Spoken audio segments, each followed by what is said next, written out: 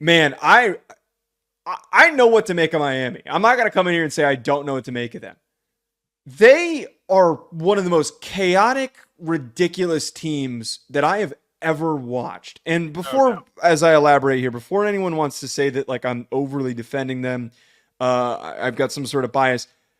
I was very critical of Mario Cristobal last year. I was very critical of Miami last year. I am not a Miami fan. If anything, I am the complete opposite. But one, we have to acknowledge, you're the Catholic, not the convict. right? I'm a Notre Dame fan.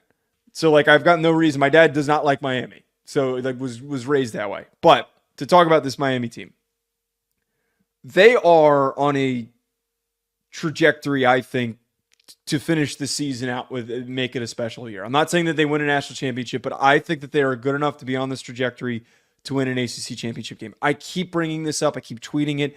There's always one team every single season. And like last year, it was Florida State. The year before that, it was TCU. Or actually last year, Washington's the better example, not Florida State.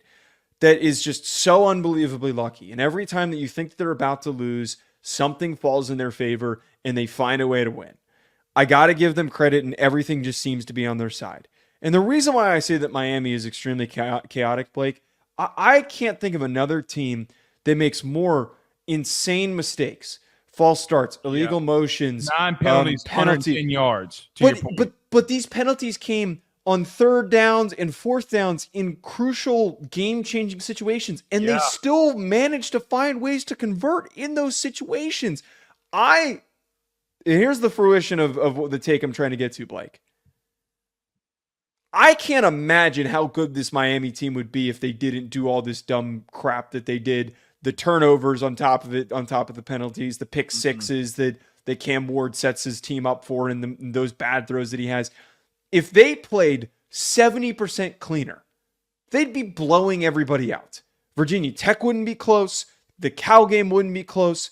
If they are able to, in the final stretch of the season, in the final second half of the year, clean up 60-70% of these issues, I think that they can be one of the best teams in the country. But right now, they're making a ton of mistakes, and it eventually very well could catch up to them, and they're going to lose a game that they're not supposed to.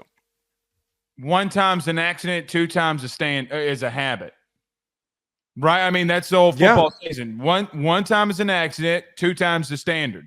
Or what my grandfather used to say, it's a habit, okay? Joe, they're allowing too many explosive plays defensively. For as much as people make for them defensively with Ruben Bain and the boys and all of them, Joe, think about this.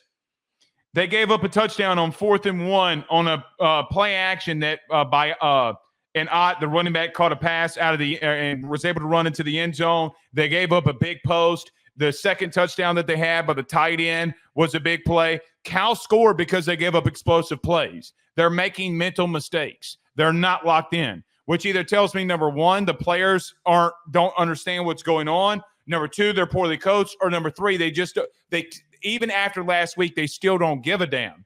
And so it can either be one of those 3. It's not as if that Cal came in and did something interesting. Joe, on a 4th down that went for 7, they ran Spider 2 Y banana, # John Gruden. That's how they scored. By the way, it went for 70. So when I look at Miami versus Cal, like, they didn't do anything special. But think about this. Mendoza, the quarterback, 11 completions, 285 yards. By the way, he was 50% passing. So other times we know that they did really good. It was the boneheaded mistakes, as you are alluding to here, the boneheaded mistakes that while Cal was in this game anyway. But I get your point in the sense of that they're toying with their food to some extent. Joe, they came back down from 35 to 10 when the explosive plays went away. You have to be a good football team to do that, by the way. Like that needs to be recognized. You also have to be an undisciplined, unruly football team to be down 35 to 10. I know. This is why they're incredibly chaotic. It's ridiculous. Joe, they only gave up 3 points with 8 minutes left to go in the third quarter. So for 8 plus 15, so was it 22 minutes? 22 minutes. They didn't allow a point. By the way, Cal only passed the 50 once. So they have the ability to do what they need to do when they're serious. I don't think Joe, they're the most Miami team of all time. Can I tell you why? Why? Miami people don't show up until it's too late. That's why the clubs stay open until 4 and 5 in the morning, because people want to show up late. I saw somebody tweeted, because this game was nicknamed Woke versus Coke, and I saw somebody tweeted, why wouldn't you expect Coke to show up at 2 a.m.? Well, let me ask you this question, because I know that this is going to be the question, a part of this, because Cal fans are pissed off right now, and I need to talk about Cal. Joe, was that a good overturn of the targeting? BetOnline remains your top spot for all of your live betting action and contests. NFL, college football, UFC, NHL are all in full swing. BetOnline is your number one source for wagering news, odds, trends, and predictions, with both desktop and mobile access at any time. Head to BetOnline today and use promo code BELIEVE, that's BLEAV, for 50% off your first deposit. That is a 50% welcome bonus. BetOnline, where the game starts.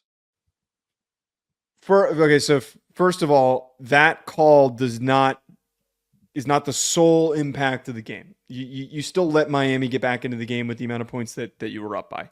Second of all, it looked like targeting, and it could have been called targeting. And I'm not trying to come to their defense or anything, but the situation that happens is that they didn't call targeting on the field, and then they decided to review it. It's not like they called targeting and then went to review it. Officiating, the order of operations is supposed to be that you need evidence to prove in order to change the call. Like, you need evidence. It was too close for them to do that. You can't hinge a game-changing decision on somebody phoning in and saying that we need to, I would assume that's how it happened, saying that they needed to take a look at it. If it wasn't called on the field, you can't make the decision after the fact and then turn that into a targeting call. That's just the way that that it seemed like to me.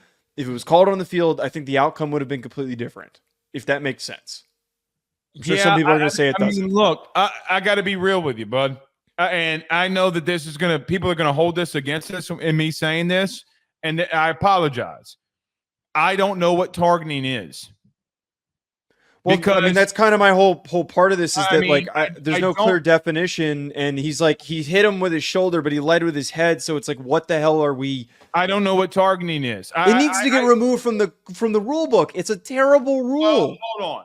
I don't think it needs to be removed from the rule book. What I think needs to happen is first offensive targeting, maybe a 15-yard penalty. I think you got to go to you can't kick players out. You can't kick college players out. You just can't, because they're still learning and developing. You want to do that in the NFL? Have at it. They don't even have that rule in the NFL. They don't even have that rule in the NFL. I thought he was going for his hip. I really did. I think the dude's trying to make a play in crunch time. And I don't believe that there was any intention that he was trying to target. But there comes a part, if you're a Cal fan, like, hey man, there's no real standard from game to game on what targeting is. It's what baseball really does too. Like, you don't know what a ball or a strike is, depending on whatever strike zone that you have by either umpire. But I just don't know what it is. But I'm gonna disagree with you. I thought it was targeting. I mean, by the rule of what I've seen people be called for, he led with the crown of his helmet. Joe, it's just that's rule number one. So, look, I got to disagree, because every time that I've seen targeting called, it looks like that, right? Now, that's back-to-back times where calls go in Miami's favor, and here's one thing that I will mention. Okay. Luck is a big deal when you win a national championship or you get to a playoff. So, I still think it was targeting. That's just how I see it. Just a final thought on this. Yep. We spent time in the preview, and I don't think that anyone should diminish this. The situation that Miami has going into that game, for them to start out flat doesn't surprise me, and for them to win it, they deserve respect. And I already see a couple people in the chat saying that, they haven't played anybody. Cal's not that good.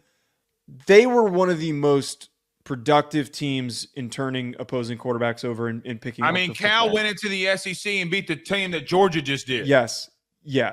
And on top of this, They had to fly across the country. I know they left on Thursday and they were all flying first class, but they had to go across the country and the game kicked off at 10:30 for their body clock. Okay, that is a difficult circumstance. It's hard. Anyone who's played a college sport And then knows. when 2 a.m. rolled around their time, then that's when they started kicking into gear. The Look, cocaine rush, maybe. All I'm saying is, for all of the, I'm not saying it was like a hugely adverse, difficult situation, but it's a tough spot to win in. It's a tough spot to win in. They deserve credit for some of the the outcomes. All I'm going to say is, Joe, I because of how Clemson play, because of how Clemson plays and how Miami plays. Joe, is Clemson the best team in the ACC? I think it's close. It's much closer than 3 weeks ago, is it not? No, it is. Right. It definitely is. All right.